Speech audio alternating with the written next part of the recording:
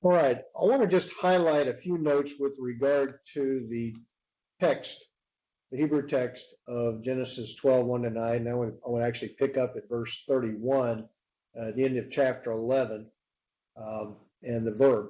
One of the things you'll notice, and I've posted up on Blackboard, a Hebrew layout.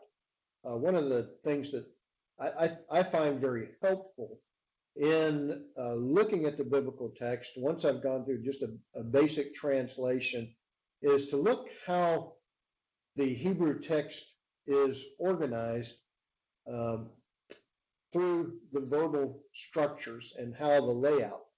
So I'm looking here at the first word of chapter 11, verse 31, the Hebrew vayikach. Now, as you work on this, with using your Bible software, but also I hope you're getting familiar with the Hebrew verbal structure through your grammar or intermediate grammar work, that this is from the verb lakach, and there are several verbs like lakach that begin with the lamed, where the lamed kind of functions like a noon or sometimes like a yod, and in this case, as you see, the vayikach, this is a vav consecutive. Some people describe it as a preterite form, a vav with the patak under it, a dagesh in the prefix of the imperfect, and then of course we have the dagesh also in the kof, which is taking place of the lamed, which has dropped out of this. So this is one of those verbs that, again, occurs hundreds of times in the Hebrew Bible. Vayikach, and he took. But you'll see that I've highlighted these vav consecutive forms, vav consecutive plus the imperfect, as is the beginning of chapter 12. The vayomer, here the verb amar, to say, as Yahweh said.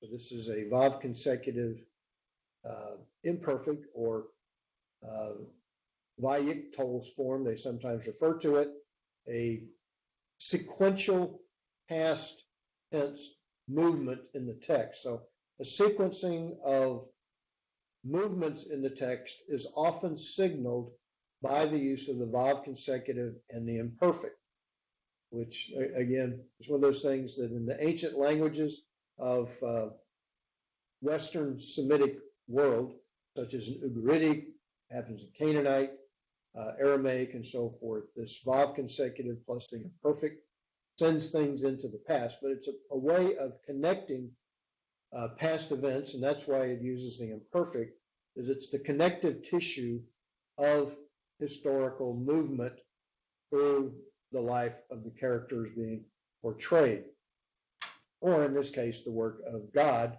who is, of course, the central character of the biblical text. Wherever you drop into the biblical text, God is the centerpiece, and it is his purposes that are being worked out.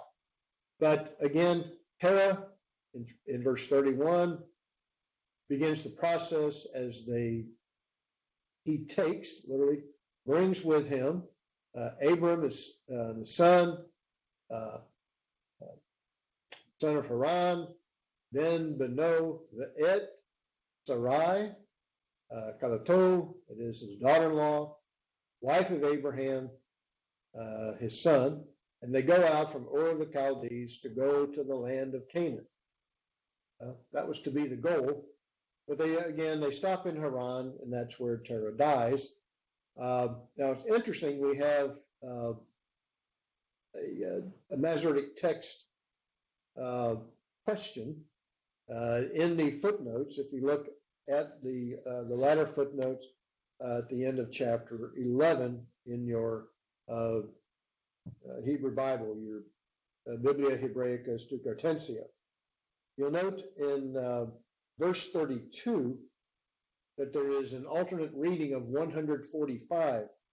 The Hebrew text, the main text suggests that Terah dies at age 205,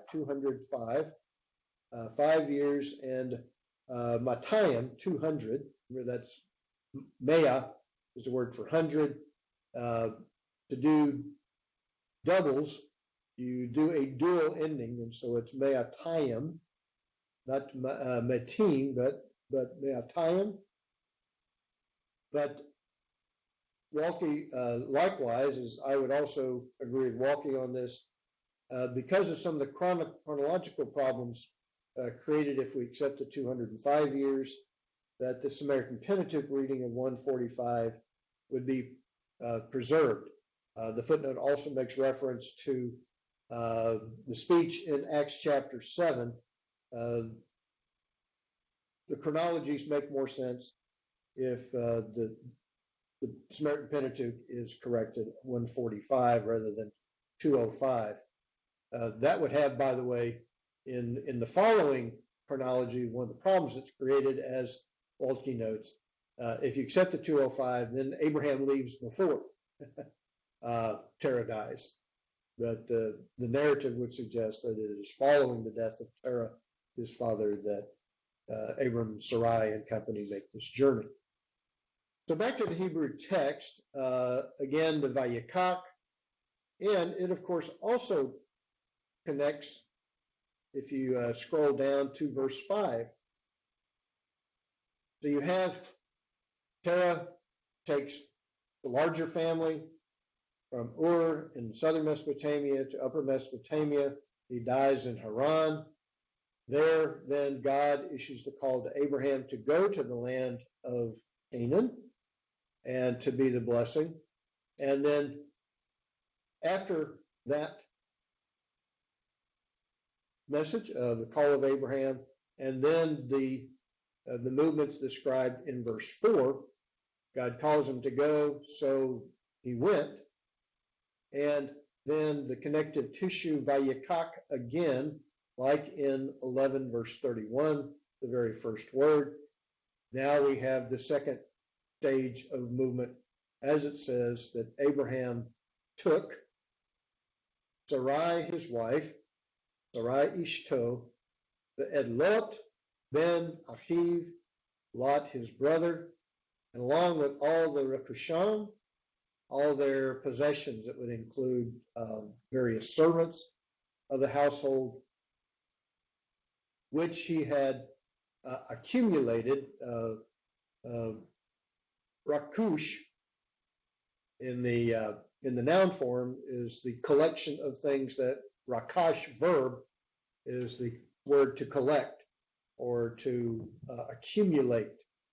So all their accumulations that they had accumulated. There's a special term in Hebrew grammar. This is called a cognate accusative. That is the ve'et is in the accusative, you might say. It's the object of that. All the things, all the accumulation, their accumulations, which they had accumulated. A cognate simply means they're of the same Hebrew three-letter root. Rakash, the noun form rakush, which is built off a passive form of the verb rakash. And then it says all the hanefesh. Now, the word nefesh is one of those Hebrew words that has a wide semantic domain. Semantic domain describes the range of meaning. The word nefesh often is used like suke in the Greek, which would be the soul, but at other times it is describing individuals as a, it sometimes could be translated person or personhood. So it can refer to both the physical and metaphysical or incorporeal aspect of person. But here, following the sequence, and notice how I've aligned the text here with the ve'et. Again, that's very, very typical kind of Hebrew structure in laying out narrative, is to be repetitive. And in Hebrew, one of the things always we talk about is highlighting. If something is done three times, like this text does, there are three ve'ets following Abraham, that one is to take note. So this movement involves family members, Sarai, his wife.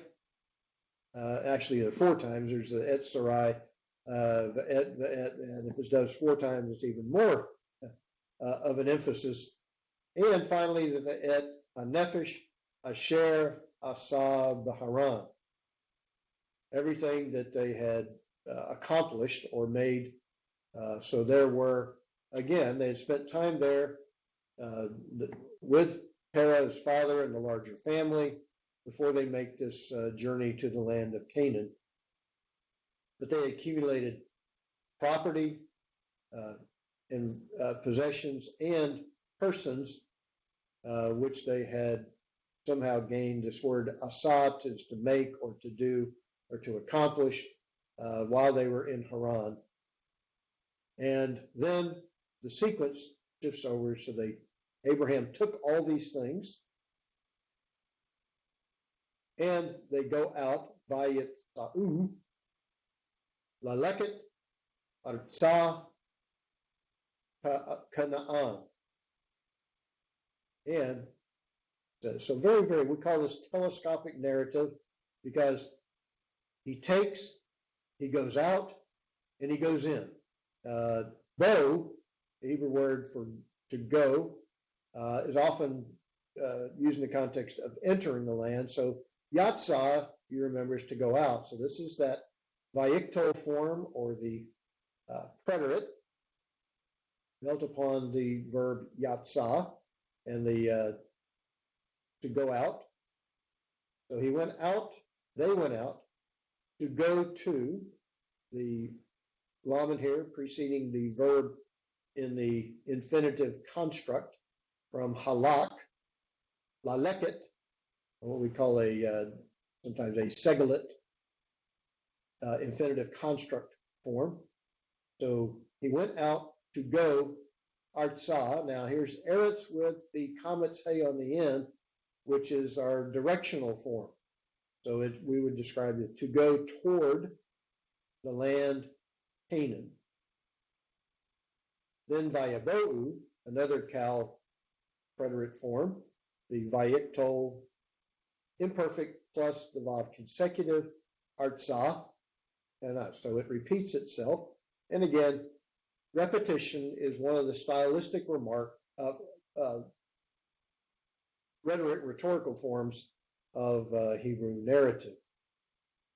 So one of the things we'll talk about in your literary analysis for the future, one of the things to look for is repetition in the narrative. So we have repetition of lakak, we have the fourfold va'et forms of all of that which is brought with the patriarchal family as they go out and they come into then the land of Canaan.